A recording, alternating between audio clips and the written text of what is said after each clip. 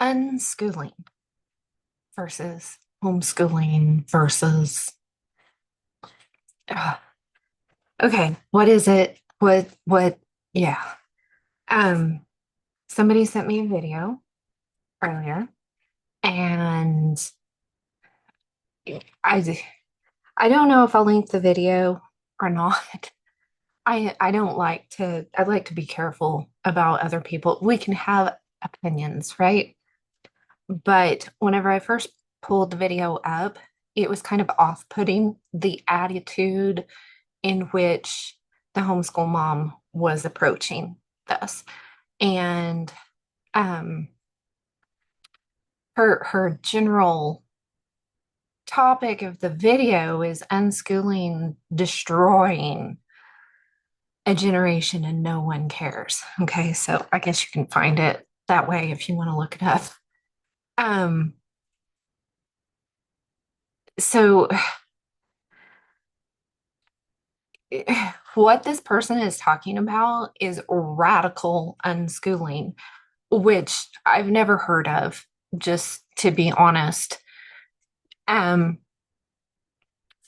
Most people don't understand homeschooling, okay? Unless you've been in the thick of it for several years and you've studied curriculum and you've done some research and you've read some books on it, you don't really know what homeschooling is. So, unless you were homeschooled, maybe people homeschooling isn't I got mad at the school or I got mad at a teacher, so I brought my children home and they're doing online school using the same curriculum that the public schools are using. That's not homeschooling. You may be doing it at home, but that's just school at home. You just change teachers, right? Doing it correspondence, basically. A lot of people, I say a lot, I hate to say a lot. Um, some people think they can get upset at the school for whatever reason, bring their children home and say they're unschooling and just let their children run amok. The thing is, because I've heard, oh, well, they're not really homeschooling, they're not doing anything with their children. Uh, they're not teaching their children. And I'd say we've probably all seen those situations where somebody just got mad at the school, said, I'm just going to homeschool my children. They brought their children home, but she didn't quit her job and her children were just doing whatever they wanted to. She may have enrolled them in a virtual school scenario or something, but um, everybody in town knows that they're not doing anything. Well, the thing that happens with that is if the parents aren't actually involved with their children, then number one, that's the reason that they had a problem with the school in the first place, more than likely, is they're not involved with their children. And whenever there are consequences to that, children acting out at school because my parents don't care anyway, um, then they get upset. They think they're going to bring their children home and they don't do anything with them there. What's going to happen is their children are going to drive them nuts and they'll eventually send them back to school because they don't know what else to do with them. So that's not unschooling. That's not homeschooling.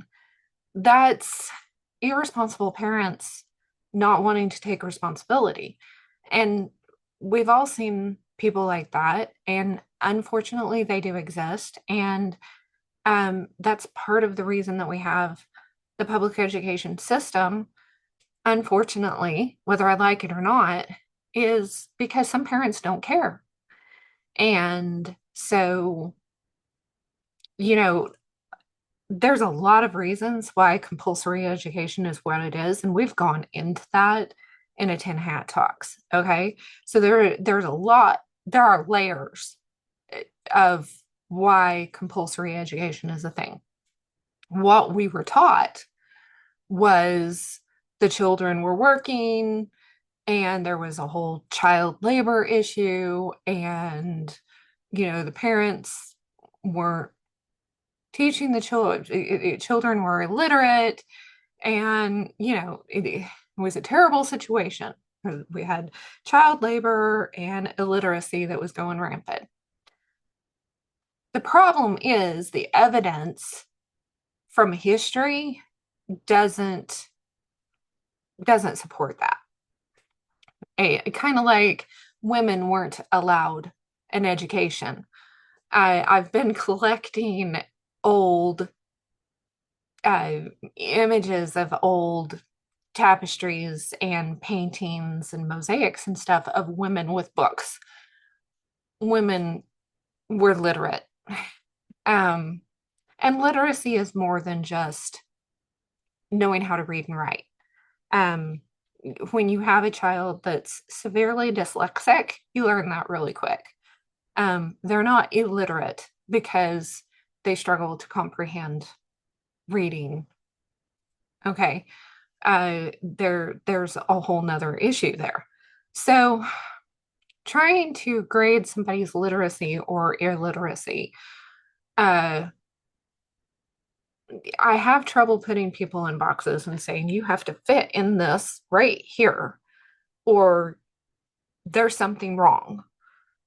And when we don't want to look at people's morals and values and their kindness and empathy and their care for one another as something that should be normal compared to all of the causes and effects and consequences of that, and trying to categorize those.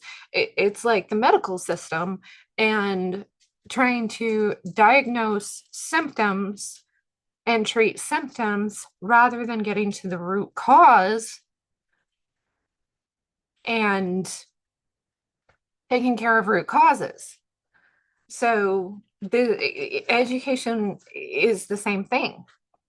So unschooling generally is a life education scenario. So I got in and I'm like, okay, I couldn't watch the whole video. I just, the attitude was a put off to begin with.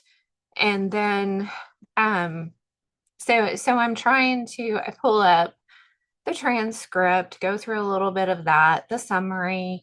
She's got her own little summary, and then she did put some links, but I can't find the specific articles that she's talking about. She put links to the main websites, not to the specific articles. So that's kind of an issue. I did find one particular study. I'll pull this one up for you. Do, do, do, do.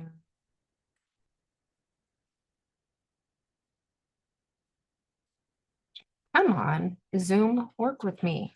Share. Okay. I've got so many things up. Okay. Here we go. Here's one particular study that I got. Grown Unschoolers evaluation of their unschooling experiences report. Let's see, 2015 of 75 unschooled adults. So I was going through this and let's see. Unschooling is something that term was coined in the 70s.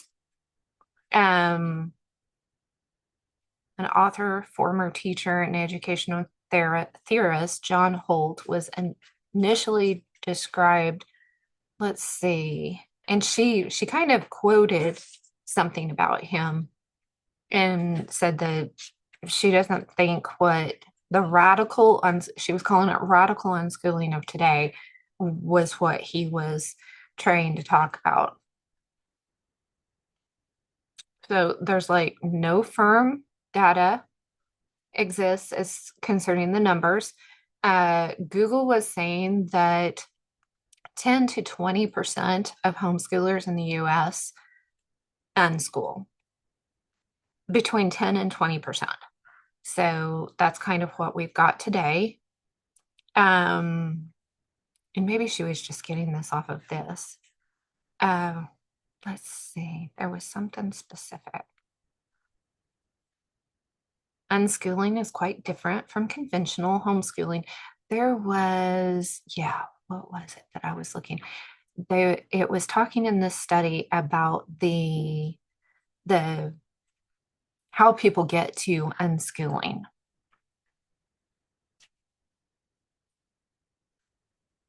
Let's see. Unschoolers. Yeah. Okay. So there was this Donna Kirshner um, had taught some unschool families, 22 families, homes, who allowed her to repeatedly visit them. Um, she described unschooling as not just an educational choice, but a life choice. Unschoolers, as she saw them, were trying to achieve an alternate way of being human, an alternative moral and social order of sorts. I bet she was a sociologist. Don't know if it says. Yeah, doctrinal dissertation on anthropology. So, yeah, she's probably a sociologist. Their lifestyle generally included attachment parenting. And she mentions this again: concern for the environment, preference for homemade and natural foods, unhurried lives. Concerning education and parenting, their approach was to trust their children. They saw themselves not as teachers, but as available as a resource or as resource brokers to their children. Let's see.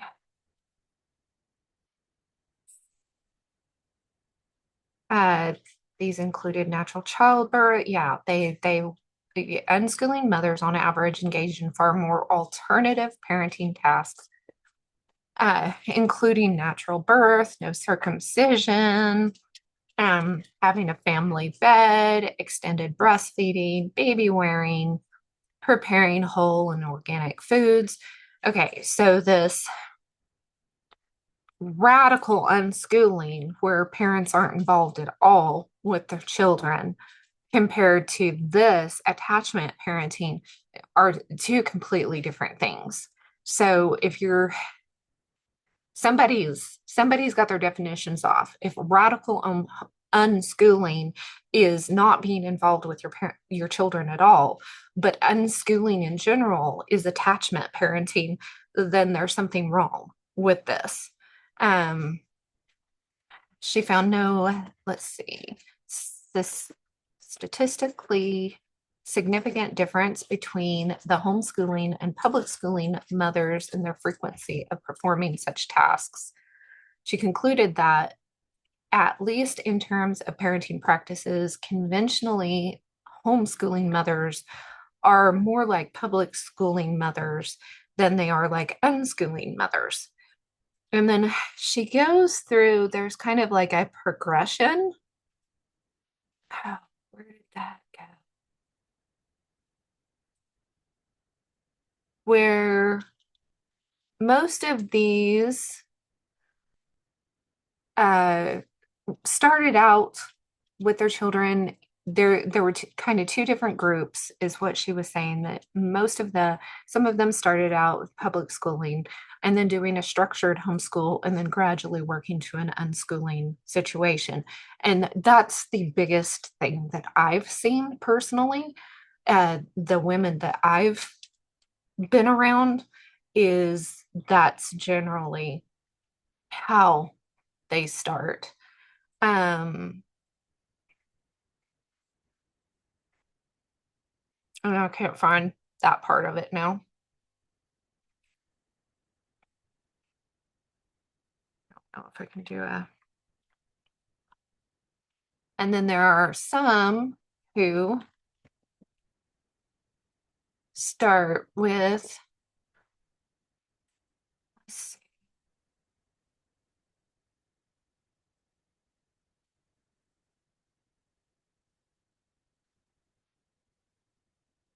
start with the unskilling.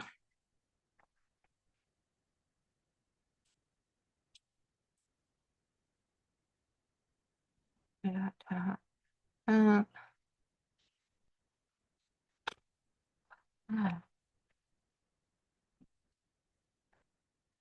Let's see. In my opinion, I was homeschooled, unschooled simply because my mother could not tolerate the anxiety of having me in public or private school, where other non-Christian people could negatively influence me. She needed me at home to do chores and take care of her because she was a non-functional depressed person. That's unfortunate. I've heard of situations similar to that. Um, when I first heard about unschooling, it was primarily non-Christian families doing the unschooling because a majority of the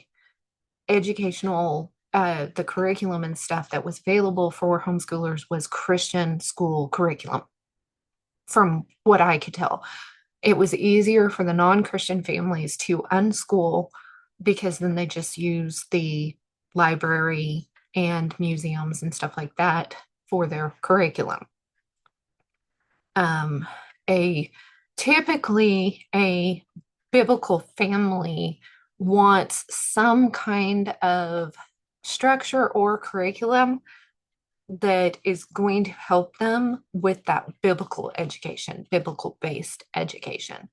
So, well, that's not giving me what.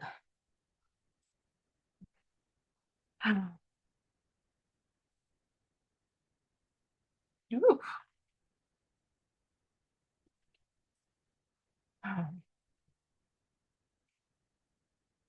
see if I can find that quote.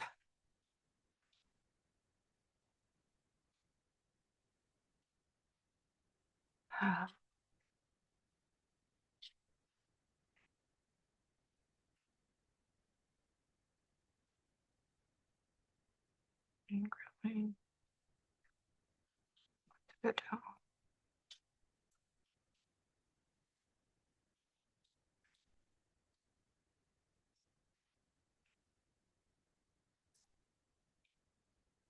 Students now see, this is saying homeschool. Let's see, reviewed research on the academics of homeschool and found homeschool students on average outperform conventionally school students on every measure used, including scores and standardized tests. Similarly, in review of research on the social and emotional characteristics of homeschooled students and graduates, they found that many studies showing that homeschoolers are more socially skilled, happier with their social lives, and more adjusted emotionally than were students or graduates from conventional schools, and found no studies showing the opposite. And that's absolutely true. Study after study after study has shown that as far as socialization, homeschoolers and unschoolers, for that matter, typically get along with people of all ages. They are around a wide range of age of people rather than stuck in a peer group for 13 years. And they generally get along better. Now, I've heard story after story always from public school teachers or officials who will complain about the homeschooler that they had to deal with. Number one, if that homeschooler was in your classroom, then something went wrong. uh, a first grader who was homeschooled in kindergarten and was way behind the other first graders. Give me a break. Okay, give me a break. um oh wow. uh I'm just not even going to go there. And then in college, a homeschooler who has social anxiety. I don't know if I know very many public school students these days who don't have social anxiety. So I've known some public school students that had a terrible time trying to acclimate to a job or college because of their social anxiety. So, but they only remember the homeschoolers. So well, I had a homeschooler that blah, blah, blah, blah, blah. Let's see. Oh, it's hard to compare apples to apples whenever it comes to homeschooling versus conventional schooling. And in our case, not believe I cannot find that passage. Um, let's see. We didn't do the standardized tests and or the ACT or the SIT. I see no reason to. So, and I don't imagine I'm the only homeschooling family that hasn't. So, when you're measuring according to something like that, I don't think you're not. I just don't know that you're comparing apples to apples, and I think that's a hard. Because some of the children in the schools who don't do well on those tests are very smart, very intelligent, and very capable. So, and then I saw in my own class, my own graduating class, students who were awful students who who did excellent on those tests. Um, and then some excellent students who didn't do well on the tests at all. So that's I don't know that you can. Let's see. Lifestyle and schooling mothers. Let's say her goal was to compare the viewpoints and lifestyles of unschooling mothers with those of conventional homeschooling and public schooling mothers, analyzing the discussions and stuff.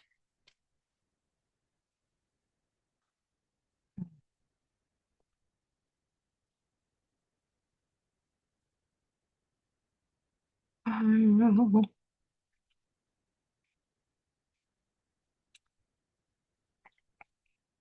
let's see. Yeah, parenting practices. The thing is with unschooling, it's basically a parenting, not not as much an educational thing as it is a parenting thing. And if they're not parenting, to me, they're not unschooling. Okay. So I think that was just kind of part of the, I cannot believe I can't find that. I should have had it.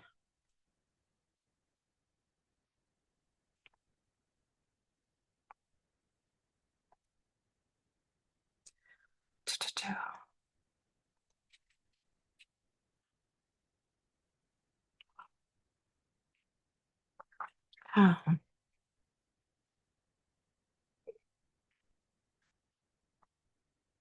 for purposes of the comparison, we divided the participants who met the criteria of three groups based on the last grade they had completed of school or of a character-based homeschooling. Group one were entirely unschooled, no K through 12 schooling at all, and no homeschooling, by definition, parent directed schooling at home. Group two had no schooling or homeschooling beyond sixth grade, and three had at least some schooling or homeschooling beyond sixth grade. Uh,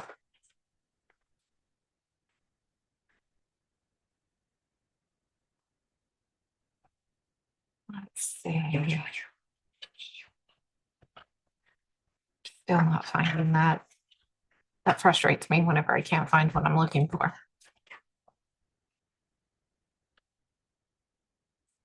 Anyway, let's see.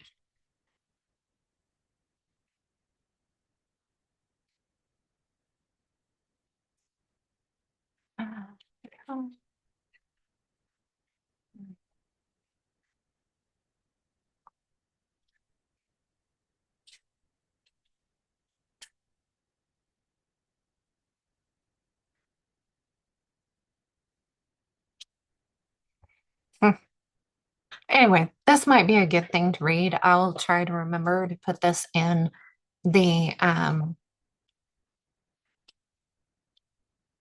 in the link to this in the comments or in the description below so that you guys can look at this for yourself. Um, let's see. Now let's go. All right. So she went through these points and just saying unschooling's a ticking time bomb for children's education. Unschooling's been going on through the 70s, since the 70s. So I don't see how it's a ticking time bomb. Um, Natural curiosity isn't enough to master critical skills. Well, if you are unschooling and you have an attachment parenting philosophy that you've been working from since your children were small and you're well bonded with them, then you're not going to be leaving them just to their natural curiosity. That's not even safe. So, a child's natural curiosity will be sticking knitting needles in the wall outlet to see what would happen. And yeah, Catherine tried that one time. Um, we stopped her, obviously, but you guys have seen her, so you know she's still around. Oh my goodness, but natural curiosity does things like that. It's dangerous things. So yeah, no, unschoolers, she said unschoolers face lower success rates, but we read in the that there's no statistics that say that at all. Um, Unschooled parents feel overwhelming pressure and burnout if a parent, I don't care if they're saying they're homeschooling, unschooling, or whatever, if they are not involved with their children, do not have a relationship with their children, if they are not nurturing parents, yes, they're going to get overwhelmed. And yes, they're going to end up with burnout really quick. They probably started out that way and is the reason that they pulled their children out of school. Yep, that's how that goes. Um, The myth of child-led learning neglects essential academic growth without parental guidance. Again, if you're nurturing and you're learning with your children, I mean that should be the point, that you're learning together with your children. They're not just on their own learning things. Children are constantly asking questions. And if you have a relationship with your children, then you're going to be taking those questions and either answering them or helping them find the answers. Um, it doesn't mean that you're not unschooling, or if you're not doing that, you're also providing opportunities for them to learn from other people.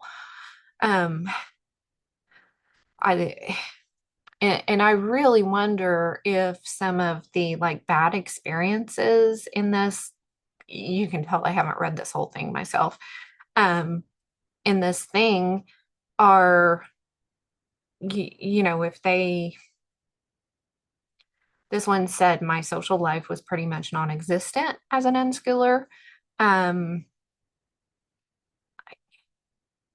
that happens in all states of education. It doesn't matter. It's not just unschooling that can cause that. It depends on where you're at, what you're up to, and you know, how close you are to be. I mean, we're kind of out in the boonies here. So getting together with other families is difficult because everybody's busy.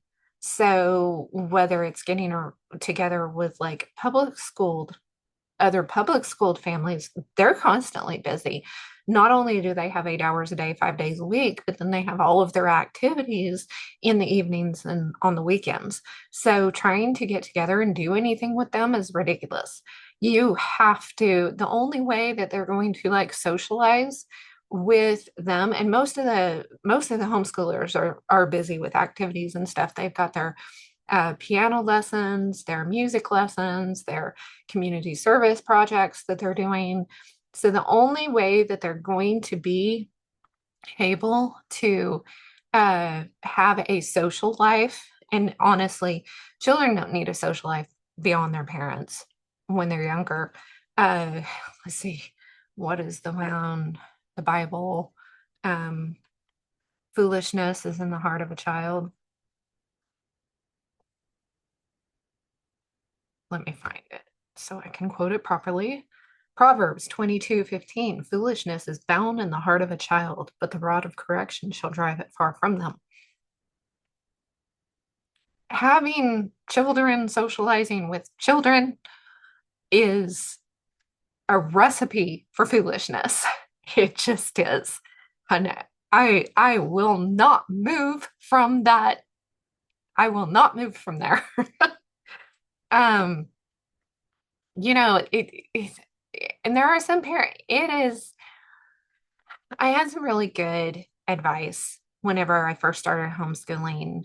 One homeschool mom was, she said, I am very social, but neither one of her children were socialites. And she said she had to learn to stay home more and not go out and socialize as much for them because that's what they needed. I had the opposite situation. And having heard her say that, now she had to go out of her way to be more of a homebody for her children because that's what they needed. um, I ended up with Catherine, and you guys have met Catherine. So Catherine was a socialite from day one. I would be in Walmart with her in the cart, and bikers would come up and just grin and pick her up with their big old beards, and she'd just smile at them and ooh. And guys, I don't even know. Okay, these bikers would come pick up my baby, and oh, she's so cute. And they're like, babies are usually scared of us, and I'm like, not my baby. She thinks you're her uncle. So, and she never knew a stranger, and 4 out of our 6 children were like that. Never knew a stranger. It just, so I had to make that effort to get out with them. Otherwise, they drive me nuts because they needed that socialization. If you know your children, you have a relationship with your children, you're going to know what they need. But it wasn't just a taking them out for a social life, to be around other children their age. We would go to the nursing home and they would sing songs at the nursing home. They would pass out art that they had done, coloring pictures and things that they had done, and talk to the the residents in the nursing home. We would do that. Um, I babysat quite a bit. When we didn't, when I wasn't knee deep in diapers, I would babysit other people's children, and so we would have little ones around for them to play. Have fun with others younger than them. And then we did do things with, but usually whenever we did things with other homeschoolers, it was another larger family or several families, and we were around a variety of ages. And a lot of times the younger ones would pick out an older one that they wanted to run around with, and the older ones would pick out younger ones that they wanted to run around with. They hardly ever ran around with somebody their age. When they were given a choice, they were either sitting there talking to the parents or grandparents, or they were off doing something else. So with the older or younger. So, if this person didn't have a social life as a unschooler, I'd say it's not unskilling that was the problem. My phone is going off the wall in the other room. No idea who is texting me right now. Okay, so her thing is why natural curiosity isn't enough to educate a child. Well, who thinks it is? I don't know anybody who thinks that. Um, the real academic, emotional, and social outcomes of radical unschooling. I'd say radical unschooling, the definition that she is giving this right here doesn't have anything to do with schooling at all. This is disassociated parenting.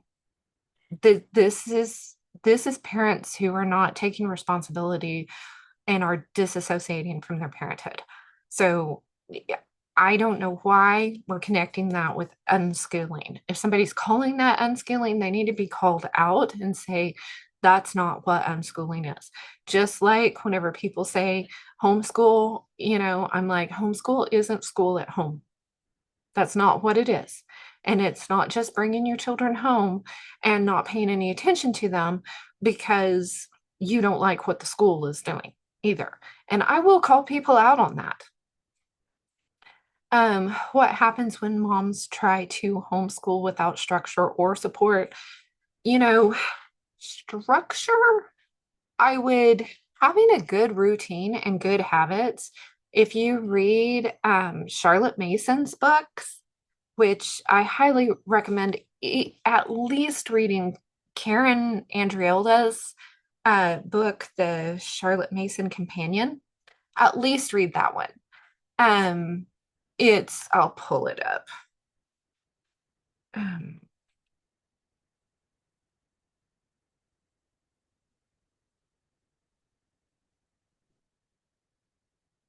yeah, this is it. So that you guys can see what the book is, because this is a good book. Okay.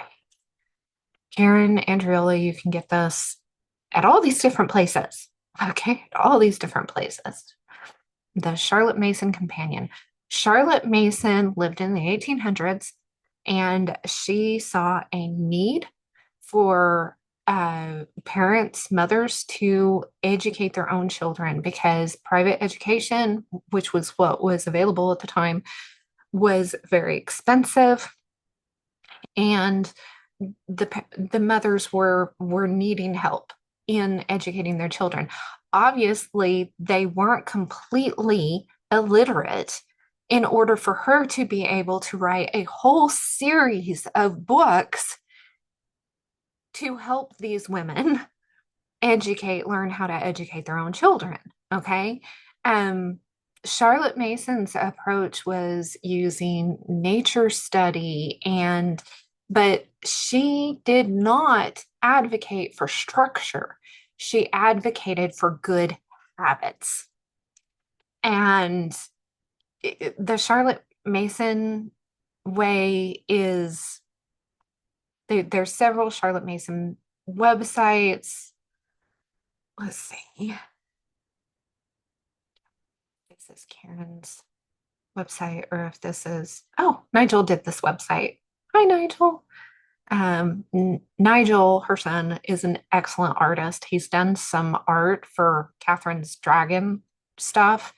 Um, Excellent artist. And he does the editing for his and the design and stuff for his mom's books. Very nice guy. Um, yeah, visit this website. Uh, because this is the gentle art of learning. Charlotte Mason was amazing. And yes, home education has been going on for a long time. And I mean, that's what women did when they were going on the prairie in the covered wagons and on the boats to who knows where and whatnot. Yeah, they were educating their own children, and they didn't just it wasn't just because you were a teacher and then you educated your own children. They knew how to read. They were literate. Okay. Anyway, I highly recommend this book. um so good habits are important, and a nice routine.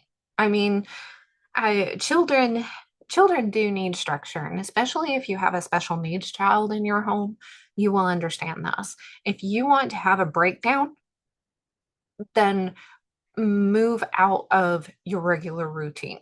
Have something surprise them and they will lose it. And so anybody who has a special needs child will understand this, okay? You need some kind of routine. I am hesitant to say structure while structure is nice, you want consistency, but you need to balance that with flexibility. If you don't have, and flexibility isn't just, oh, I'm flexible, I can do anything. It's having a good attitude whenever plans get changed.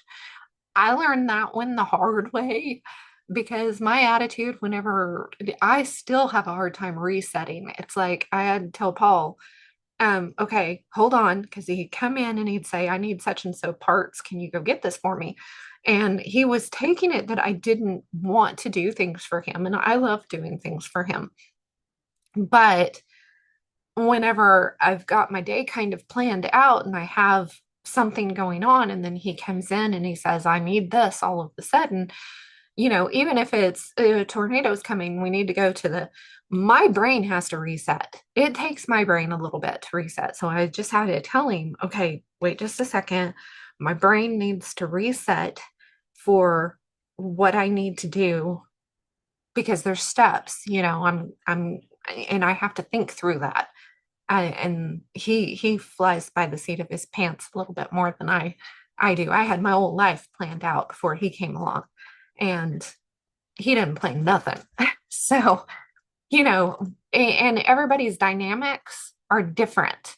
So, your husband may be the one that is more structured, and you may be the one that is more visionary.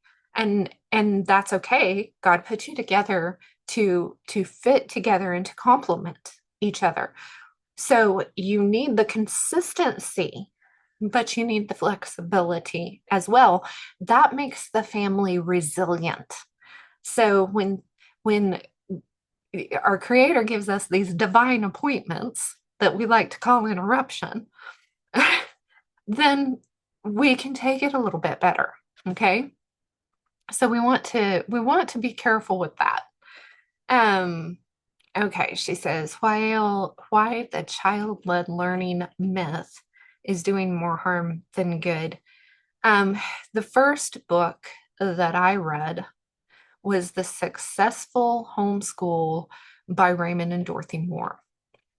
And it is very much a delayed academics, child-led learning philosophy.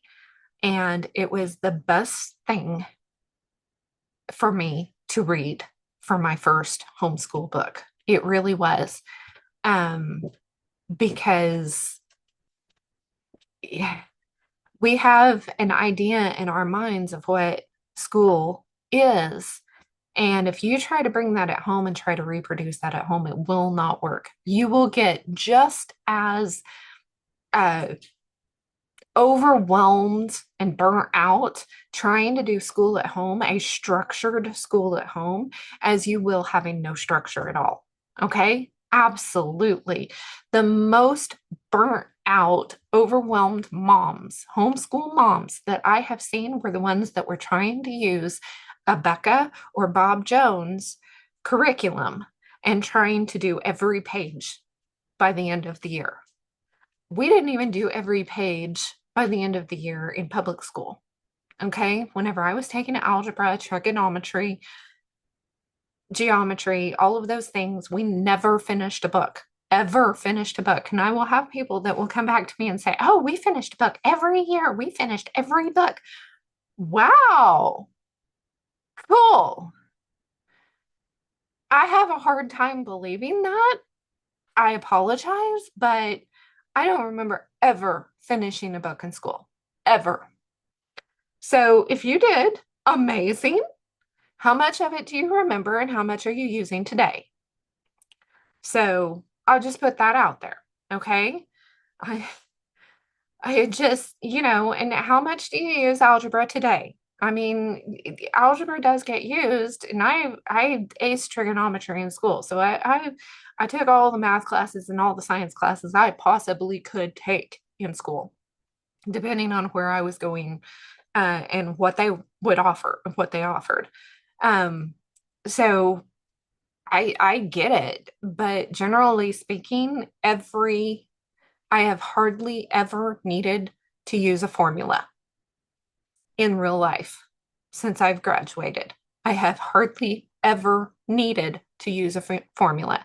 If you know basic math, you can figure it out. You don't need a formula to figure it out. Yeah, it might be faster if you know the formula or the theorem, but you can figure it out with basic math. So it's not necessary. It's just not. So what actually works? How to give your kids freedom with a strong life-giving framework. Now, she's got something that she's selling and it might be great. I'm sure not going to go critique any of her stuff. I'm sure what she's got is awesome. Like I said, she listed our sources, but she just listed the basic website. She really didn't. Um, I didn't go into all of them, so you can go find it if you want to. Uh, everybody's even every teacher at the school, okay? And we've just got little schools out here. I've been to a few bigger ones myself, but generally speaking, every classroom looks different. Every teacher is going to do things a little bit different.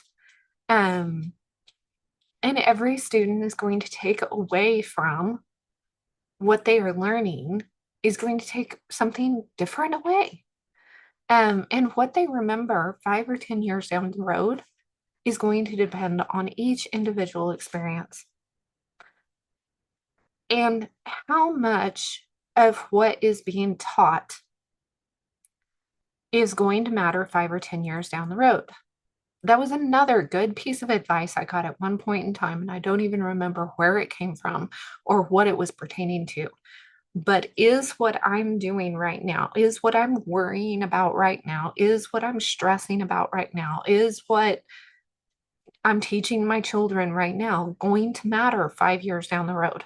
Is it going to matter 10 years down the road? Because that keeps things in perspective. Okay.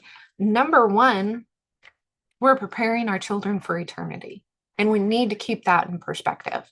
Okay. If you're not a Bible believing homeschool parent, then I don't even know why you made it this far. Welcome. Hi. But, as a Bible believing homeschooling parent, my number one priority is that they are ready for heaven. Number one priority is not their academics or their socialization. My number one priority is that they're ready for heaven. And if your child has a bad experience in your home or in your homeschool, which would be both, and turns away from the Lord, something was wrong. Something was wrong. And I don't want to put any guilt on anybody here because children are their own people and they have free will and they make their own decisions. But we should be nurturing those relationships with them so that they can learn how to nurture their relationship with their creator. That's very, very important. The most important thing, as far as I'm concerned. So, the education after that point, we want to teach them the basics, reading, writing, and basic math, okay? Because we want them to be able to read God's word, and we want them to be able to navigate the basics of life, right? And if in that process we can teach them a love of learning so that it's lifelong learning, not just we're trying to get you out of school so you can go to college so you can do this and make a lot of money. That should never be our goal. Our treasures are in heaven. So if our goal is a love of learning, whether it's learning from the Bible, whether it's learning from history, whether it's learning science, if we can teach that or all of the above, and it should be, then a love of learning is our goal. What we remember from school into I'm 50, okay? Ask me how much I remember from school. I remember the bullies.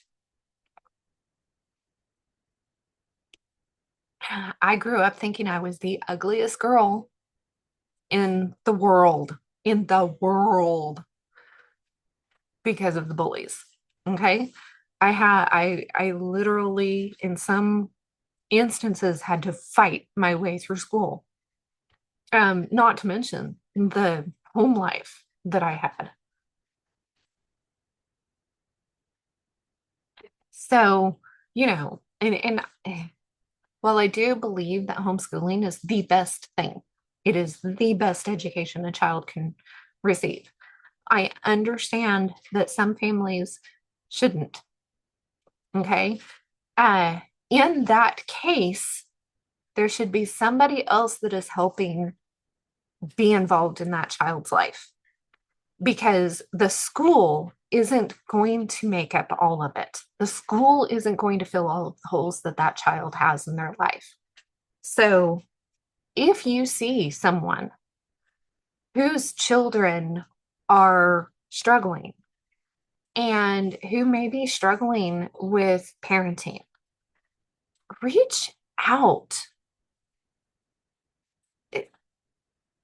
get involved, okay? Not in a judgy, I want to help you fix your problems way, but in a, I'm here for you. Uh, are your children overwhelming you? Can I take them for the day? Or can can I take them to the park for you? Or, you know, hey, I've got a couple of extra books on such and so. I noticed your child's interested in this. Would they like this book? It was people doing stuff like that that made such a difference, not only in my life growing up, but in my children's lives with our homeschool. Uh, the big thing with homeschooling, in addition to consistency and flexibility, uh, is reaching out and being involved in your community. And I live in a small town, so community involvement is difficult.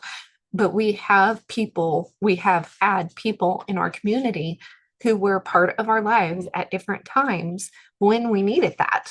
Okay, so that they could teach the children something about wood shop, so that they can teach the children about certain kinds of animals, so that they could take the children on a, a, a fossil dig, uh, just various things that we receive just great participation.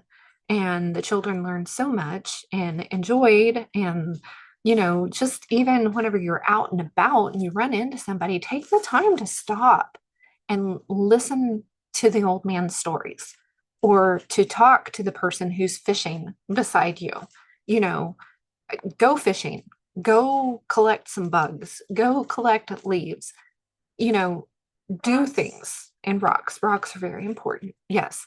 Um, you know, that's what's important. So sitting here saying, oh my goodness, the detriment of the world is unschooling and the next generation is going to have this terrible outcome because of unschooling. Yeah, I think the next generation is going to have a harder time getting over what has been going on in the public system than anything any unschoolers are doing, whether they're radical or not. Seriously. And I think we're seeing that in the Gen Z kids. Some of them cannot deal with life. And then some of them are completely doing a huge turnaround and starting to teach us stuff. Yeah. So, and all you have to do is get on TikTok and start watching some Gen Z stuff. And some of it's going to scare you, and some of it's going to go, wow, there's hope in the world. So it just depends on which end of that spectrum you get on. And I think the what do they call the newest generation? The Gen Alpha, them alpha babies. I'm just listening to some of the teachers and stuff that are and just watching my own grandchildren. Those alpha babies are going to reset. If the controllers don't reset things, those babies are going to. It's going, yeah, it's going to happen. So anyway, I hope this was helpful. The um the one that shared this with me, she's like, "Oh my goodness, you should do a video on this." And I'm like, I just don't even know where to start with this. This is just um I don't want to argue with anything of what's going on here. She talks about several different articles and stuff, and it might be worth looking into, but to me, unschooling has always been in conjunction with some form of attachment parenting, which creates a very close bond and just a nurturing sequence through life that is huge. Um, yeah, we all get overwhelmed. Um, and if you ask my children, they would probably tell you I they've got some good points and some bad points as far as their homeschool experience. There were some good things about it, I'm sure, and there were some rough roads. I have absolutely no doubt. Um, Homeschooling with a mother with chronic autoimmune uh, that wasn't diagnosed until after I was done homeschooling was very difficult for them. I have absolutely no doubt in that. But our youngest, to this day, will say she is so glad she didn't go to public school. I would have her give her opinion if I thought I could get her to come over here and give her opinion. Um, and she was probably the most unschooled of all of them. Oh, she just absolutely was, definitely in high school. Um, she's not dumb, she's, would I have liked to have gotten more out of her? Oh yeah. Oh yeah. But I'm confident in her ability to navigate this world. And anytime she is out and about, and she doesn't, she says that she does not like peopling, but anytime she is out and about and peopling for very long at a time, she peoples very well. And so, yeah, I think that's all I'll say there. If you have questions, please let me know because I don't know if I'm hitting on uh your sore spots or not. If you've got an area, that you're struggling with, let me know. I usually, whenever it comes to homeschooling, whenever we start getting overwhelmed, it's either because we're trying to control too much or we've lost our consistency, where we either haven't been consistent enough or we're trying to control things instead of just consistency. So I hope that makes sense. So I will let this go and definitely let me know what y'all think in the comments.